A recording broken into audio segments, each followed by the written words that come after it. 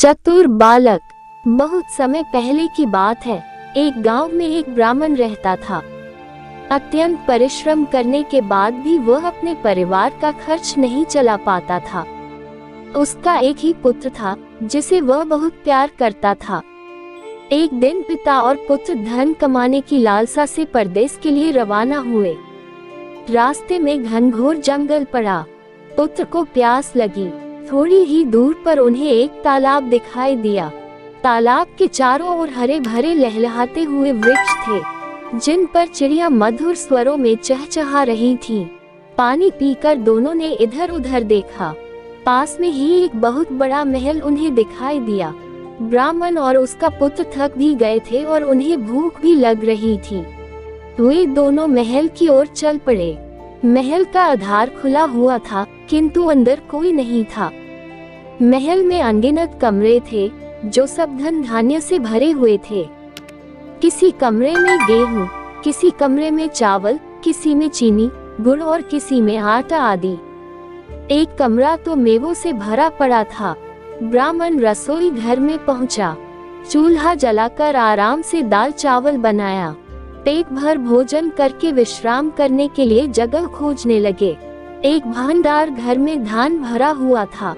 वही थोड़ी सी जगह बनाकर दोनों लेट गए और अंदर से सांकल बंद कर ली। थोड़ी देर में उन्हें भयंकर गर्जना सुनाई दी। उन्होंने किवाड़ की दरार से झांक कर देखा। एक विशालकाय दानव चला आ रहा है।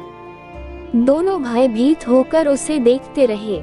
उस दानव ने चूल्हा जलाकर बड़ा सा हांडा चढ़ाया। एक बड़ी सी परात में खीर परोसकर उसने खाना प्रारंभ किया। खीर की सोंधी सोंधी खुशबू से ब्राह्मण के बेटे का जी ललचा गया। दानव खीर खा रहा था और ब्राह्मण का बेटा ललचा कर देख रहा था।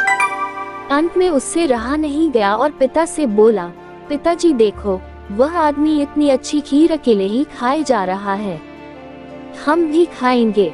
ब्राह्मण ने बेटे को डांटा कि ये दैत्य खीर के बजाय हम दोनों को ही खा जाएगा। चुपचाप इसी कोठरी में बैठे रहो। लेकिन बालक हठी और चंचल था। वह बार बार पिता से खीर खाने की जिद करता। ब्राह्मण ने क्रोधित होकर कहा, मैं तुझे कहाँ से खीर दूं? मांगता है तो उसी से मांग। लड़का अंदर से चिल्लाया, हमू का। दानव ने चौंक कर चारों तरफ देखा। सोचने लगा, इस महल में तो मेरे डर से कोई नहीं घुस सकता, फिर यह आवाज कहाँ से आ रही है? लड़का बार बार चिल्लाने लगा, हमू का। दानव समझा कि कोई उससे भी ताकतवर प्राणी महल में घुस आया है। वह घबराकर महल से भाग गया। उसके जाने के उपरांत ब्राह्मण और उसके बेटा धान की कोठरी से निकले। बड़ी तबीयत से खीर खाए और फिर उसी जगह आकर लेट गए। उधर दानवराज भागते भागते जंगल में पहुँचे। वहाँ उन्हें एक लोमड़ी मिली। दानव को घबराया देख लोमड़ी बोली, अरे दादा, आप बहुत घबराए हुए लग रहे हो, क्या बात है? दानव ने कहा, क्या बताऊं बहन, हमारे घर में हमू का घुस आया है और बहुत जोर जोर से चिल्ला रहा है। उसी के डर के मारे भाग आया हूँ। लोमड़ी बोली, इतनी सी बात? दादा, तुम घबराओ नहीं, मैं तुम्हारे साथ चलती हूँ। दोनों मिलकर अभी उसे मार डालेंगे। दानव लोमड़ी को लेकर आया। डर के मारे स्वयं दूर खड़ा हो गया और धान वाली कोठरी की ओर इशारा किया, हमू का इसी में है।